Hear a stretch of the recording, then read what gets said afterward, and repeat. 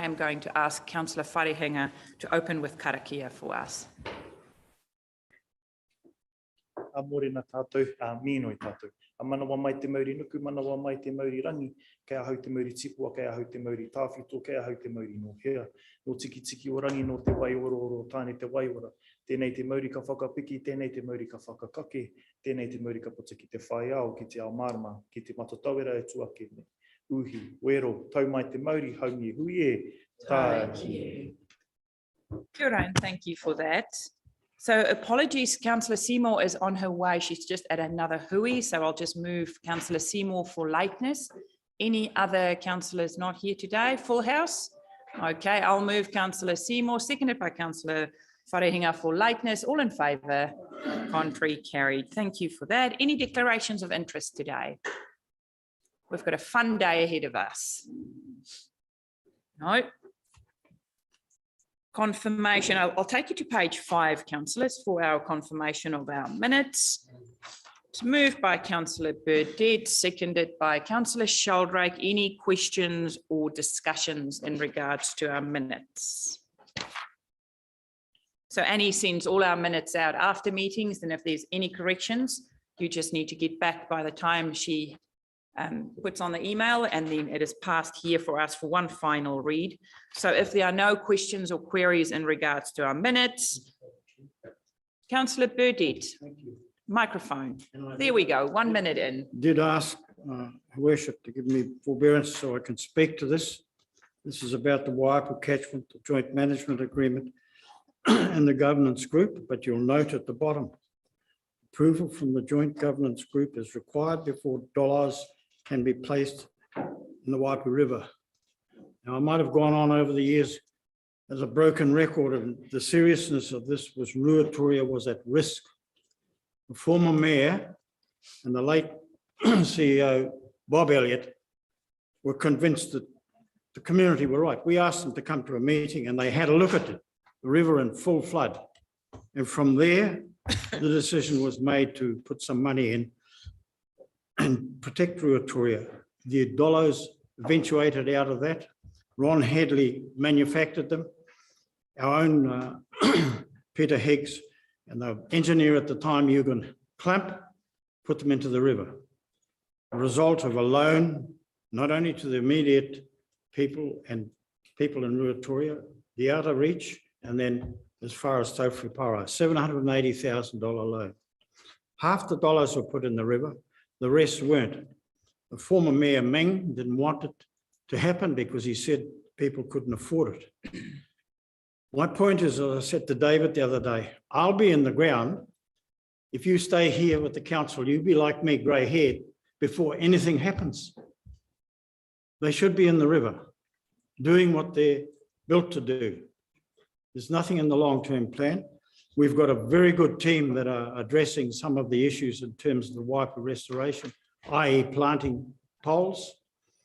But this should all be part of the thing. The governance group, I don't know where they come from. I mean, it's our CEO, the Runanga CEO, and a couple more in MPI. Let me state, as I've done in the past, who pays the rents, who pays the rates, and who pays the bills? None of them.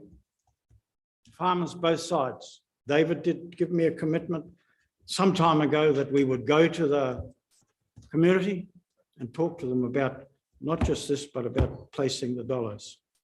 So my plea is, I've only got 2 months to go here, is at some stage in the future, can we have a decision on this?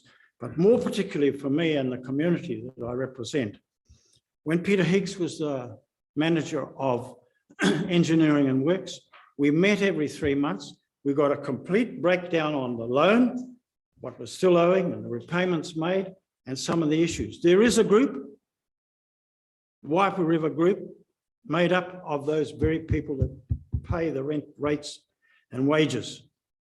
Not all these other people. However, all I would like to see is some satisfaction before this council shuts down. Thank you, Madam. Thank you for that, Councillor Burdett. Councillor Cranston. In support of Councillor Bidette, can I get clarity on approval from the joint governance group is required before the dollars can be placed in the Waipu River? Can you clarify that point? I can clarify that through the chair. So the joint governance group for the joint management agreement is Councillor Bidette, Her Worship the Mayor, myself, the Chief Executive from Te Rūnanga Nui o Ngāti and two of the governance representatives, Selwyn and Tui. So that's the group. And the purpose, because there is a under our joint management agreement, we're jointly developing the plan for the Waipu. And so part of that will be identification of where and how to use the dollars. As things have changed since the past, where Peter Higgs and co were kind of looking at the flood, at the river management. So there are also some other kind of interventions underway with other groups that we've been working with, particularly in integrated catchments through the other Rōpū, and maybe Mr. Wilson can comment on that particular initiative, if that's appropriate too or not. Through your worship, there are a number of sites that we have started to use the dollars on. So as the chief executives explained, the catchment plan needs to be done before we're able to implement the rest of the dollars that are there to make sure that they're going into the appropriate places in the appropriate way as per the integrated catchment plan. We've managed to put them, there's 4 new groins at the bottom of the Kainanga Hill. We're also looking further right at the top of the catchment around putting a number of groins in through there. So we have started to use them in appropriate sites, but it's around working what the wider catchment plan looks like before we'll be able to use any further ones. And that's what we're waiting for. Supplementary, Madam Chair. 2 months and I'm out of here. Surely I can get some kind of guarantee from the executive team via the CEO that something will be done about this. They've been in that yard at Headley's for 8 years. They've already been paid for, part of the loan. So what is happening? I mean, and I understand perfectly what Nadine has just said in terms of the joint management group. I'll probably be off that once I leave here. I'm sure I will be, because you'll want a councillor there. But look, the frustration, for 24 years, almost I've begged to have something done. All I want is a commitment from this council that they will do something. Your worship, this is a question of the minutes, and I would, if we could respond more adequately through a report back. I feel we have provided this information, Councillor Bidette, and respectfully, this isn't a decision just for this council to make. Under the joint management agreement, it is a joint decision between Te Rūnanga Nui o Ngāti and the Gisborne District Council. You and I can bring it up at our next JMA meeting. Yeah. Thank you. I've got a mover in Councillor Bidette, a seconder in Councillor Sheldrake. All in favour, contrary, carried. I take you to our governance work plan, and then we are going to move through leave of absence, acknowledgements and tributes, public input and petitions, extraordinary business, notices of motion, adjourned business.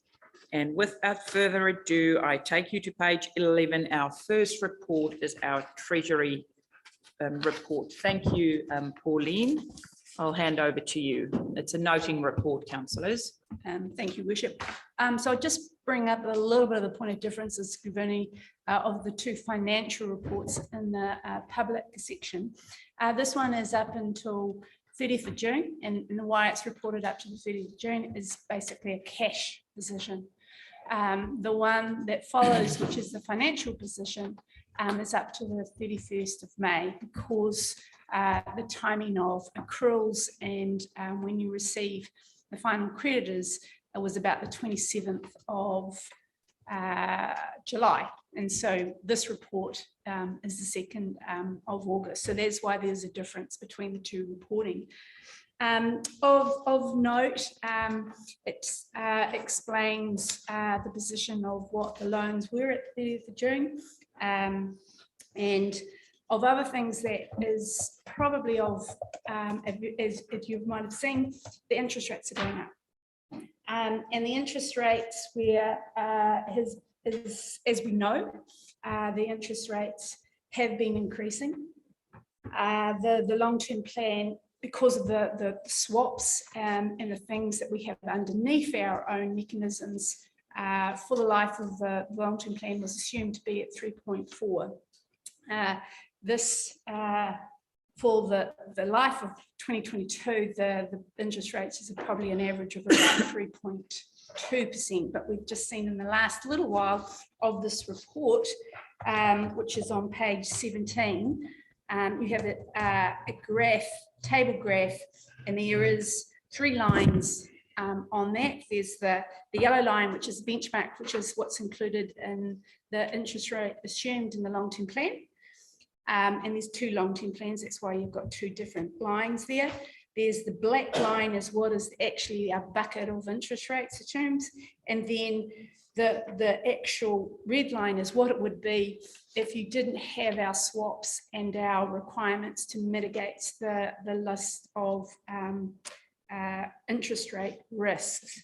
So we can see that the little black line has gone up. And that shows showing what the interest rates were. What does that mean to us and where our position is? We sort of had the forecast out to about 10 years, and of that, where we had about 3.4, they're saying that probably about year 27, because of our range of where our interest rates and how we've got them positioned, it goes up to about 4.8. So it's on average for that first few years will be 4%. It probably will be projected out in the latter parts of the plan to around about 4.8 as it stands now.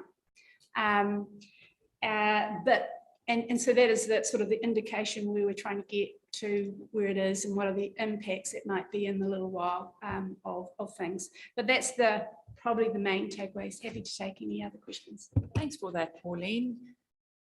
Councillor Worsnell, thank you. Yeah, I just want to highlight right through the long-term plan process where we forecasted these interest rates, the inflationary environment was building already. I remember raising it numerous times. You know, were we confident that this interest rate over, cast so far forward, given shovel-ready projects, was, putting the gas torch underneath, basically all of the construction market at least. Were we too conservative with our interest rates? And clearly that answer probably now is yes. I think just looking at on page, where are we? Page 16 of 44, that table at the top, I presume that the infilled amount is the degree to which we are managing the risk with swaps and whatnot.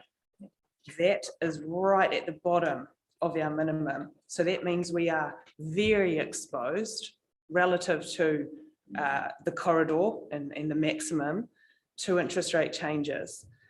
If you look forward, that's really significant given where our debt is headed. I think anyone coming into this council needs to be aware of that. I think as an organisation, this now represents a pretty key strategic risk that potentially was not on the agenda fairly in the recent past even. So I just want to highlight the seriousness of that. There's also possibly, really, if you were looking to cover more now, we may have missed the boat and it may be too late because those long run interest rates are now far more expensive than they were. And I suppose the opportunity for more swaps and things, I'm not an expert on that, but I would highlight that perhaps Isaac might know more, being an accountant. Well, Pauline, you might want to comment because we do have experts that you consult with every month. We do. Yeah. It's PwC that they do it for all of the councils. Yeah. So, and they're fully aware that there's 2 things that go through that. And there is a part is when the debt goes longer. Yes, do we take on more coverage with it? But where we are now, and where we're assessing, we've got forward swaps and we're actually doing that and making sure that we've got positions and we've been buying those for 2024 and longer periods out. we also have got a period of uncertainty, and that's 3 water reforms. And the 3 water reforms is that if we overcover or we have additional swaps in place for us, the actual impact to the council is that we have to buy that out, and that becomes more expensive.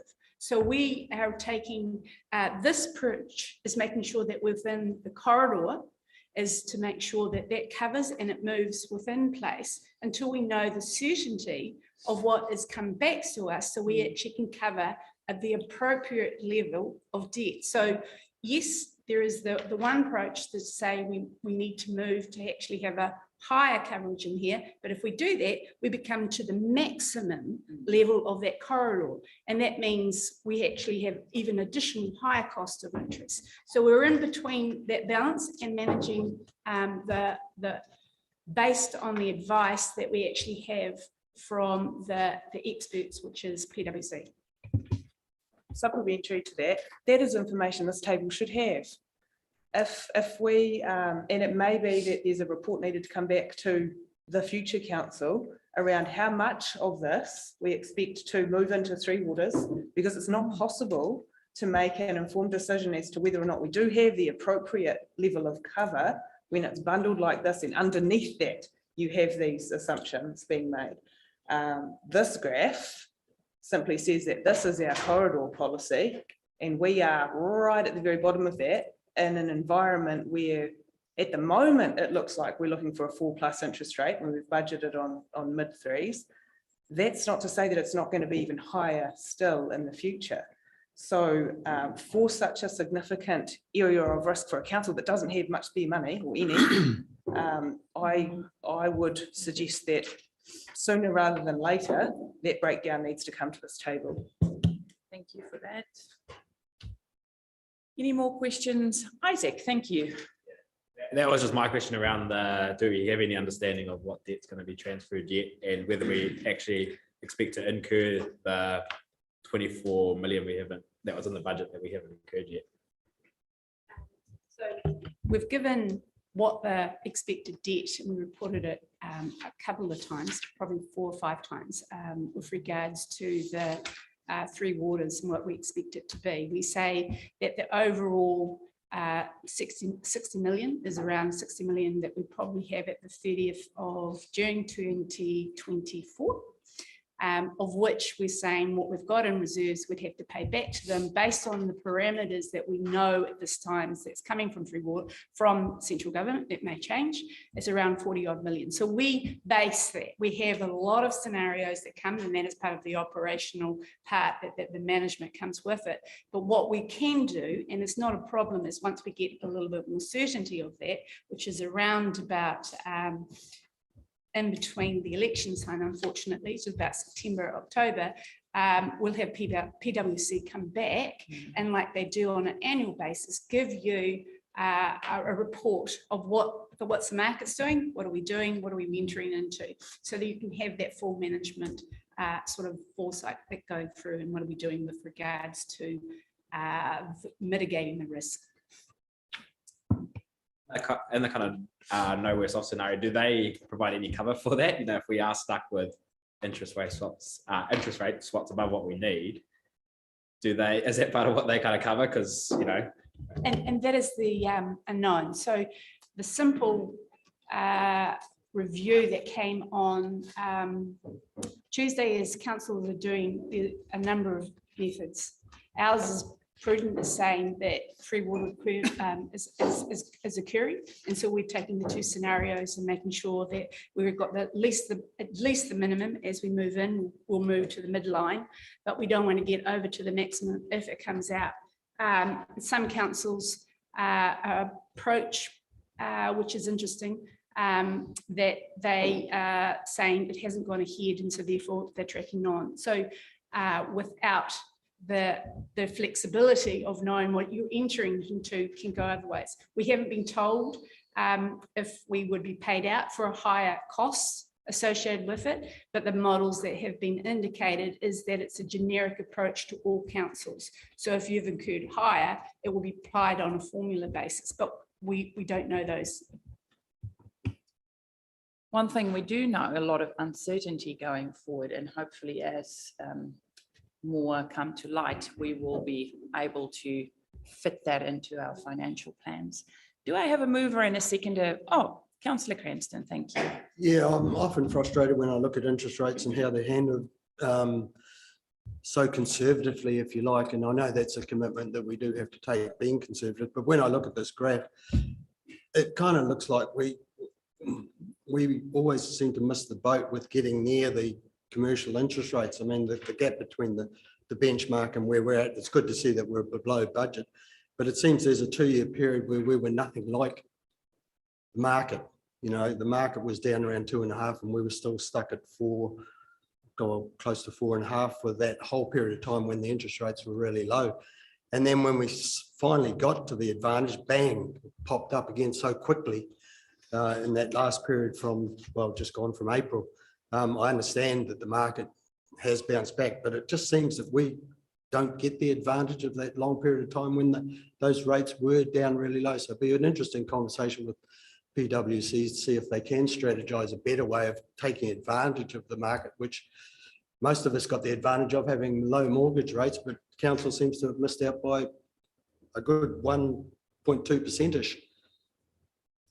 And I agree, and it always will be below the what you can get at the market, and that's because we have to have and pay for the higher cost of swaps, and because of that we take it out for the a longer period of time at 5-year increments.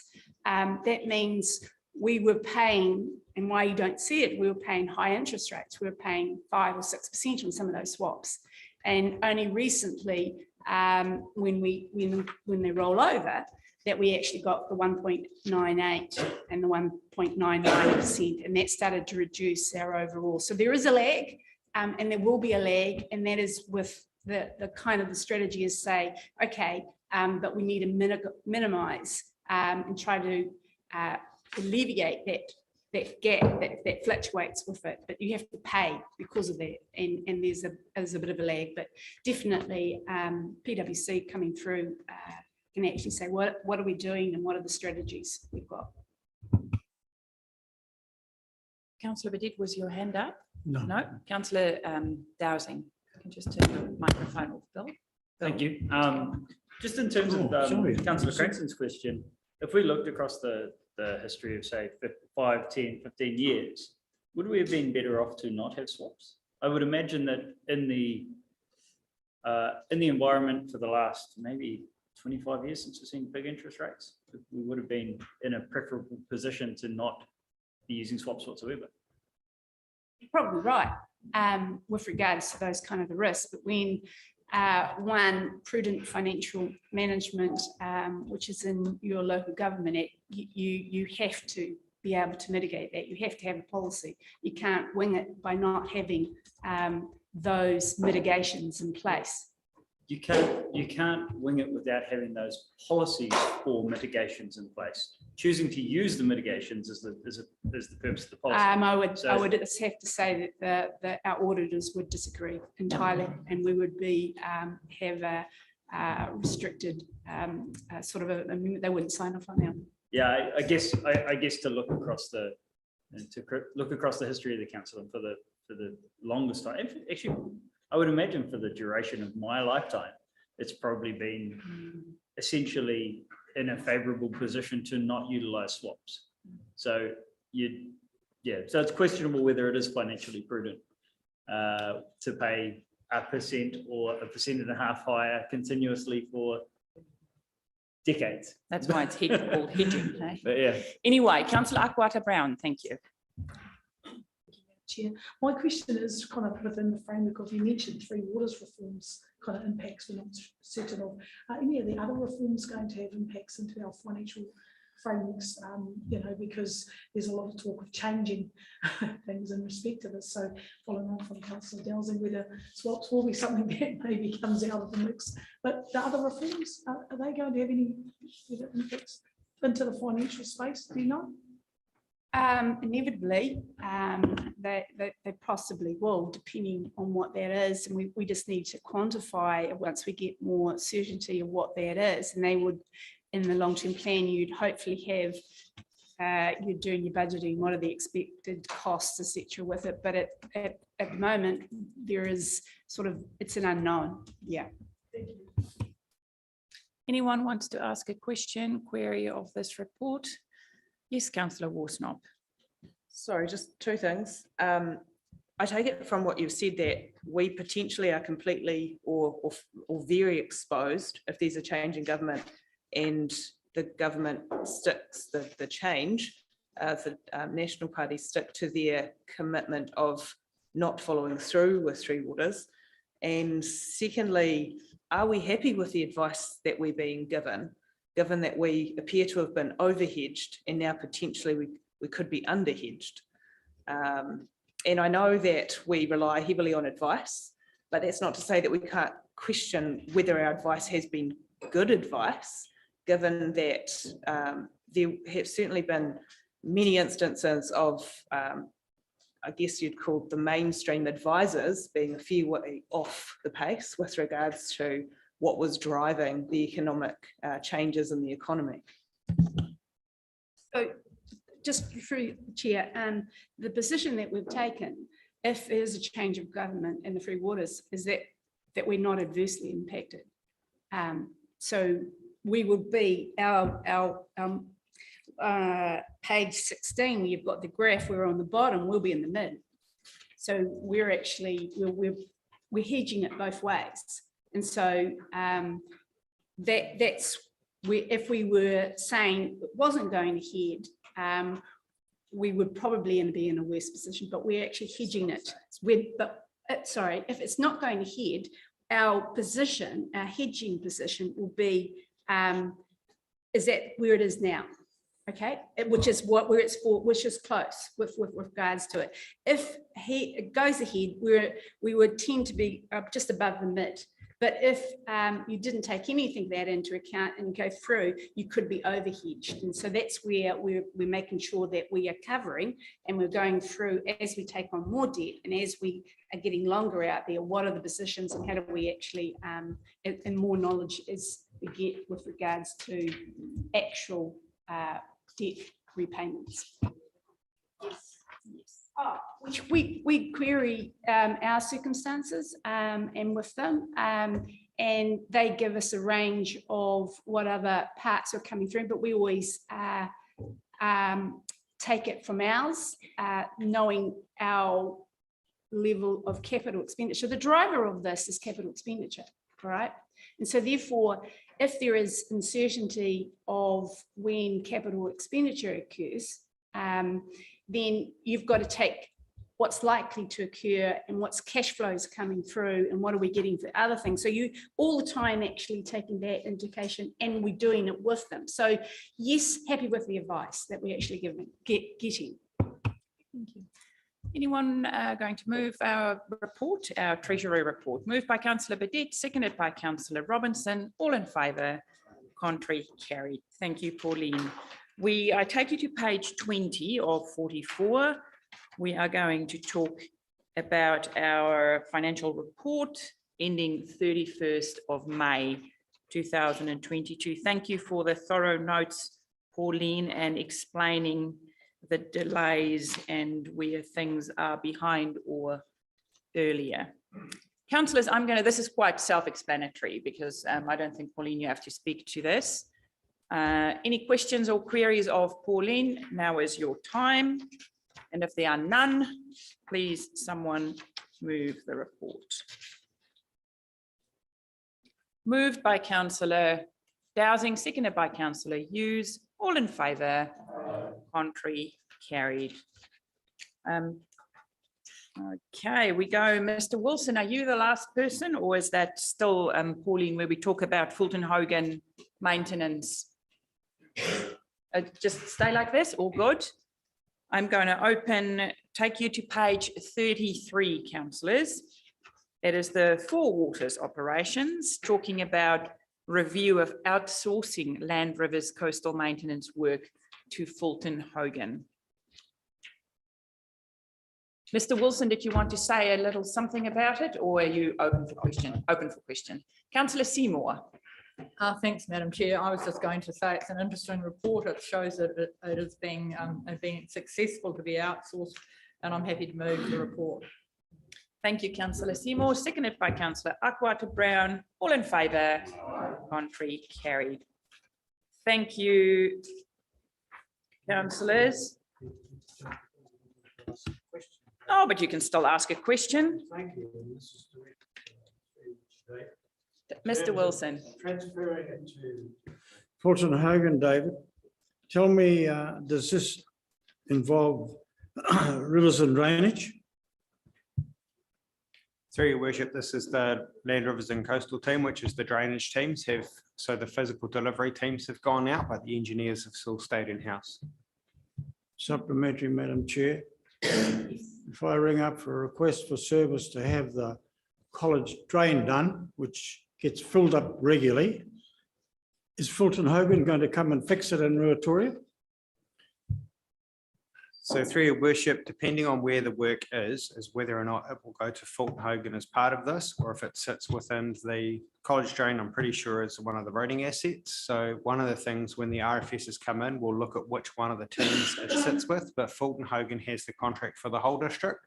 I also know that Fulton Hogan has supply agreements with a number of subcontractors for works that are done in some of the more remote areas. So they do have teams that can deliver anywhere across the district. So, and supplementary to that, Madam Chair. So I guess from what you've just said, David, if there's a problem with the Waikura, they will subcontract to someone. Through your worship, a lot of the works that are undertaken in the far north, I know the teams will go and they will overnight in Hicks Bay if they need to, if they're going up there for the routine maintenance. If it's anything outside of routine, they have got partnership agreements with anybody they need to up there. But bear in mind, up in the north, like Waikura, we don't have stormwater or drainage assets up there. A lot of that's roading work up and through there. So that sits with the roading maintenance contractors. Thank you, Madam Chair. Thank you, councillors. We come to the end of Councillor Seymour.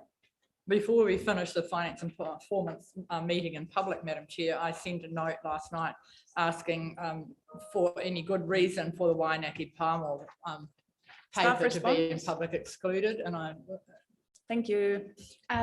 There were contract details relating to the partner, and that is commercial sensitivity. And so that was all the way through there. That is included in the different rates for everything. So because of that and the commercial sensitivity with regards to I don't think there is contract rates, yes, with respect, as discussed. I mean, and the new contract is only alluded to. It's not. No, I can go into the, when we go into the report, there are definitely contract rates associated with that in the harvesting profile. So why don't we discuss it as planned, and then we can decide once we are there. Thank you, Madam Okay. Chair. I move that we go in public excluded, seconded by Councillor Bilbadid. All in favour, contrary, carried. Thank you. Okay, grab a quick coffee and then we will be back.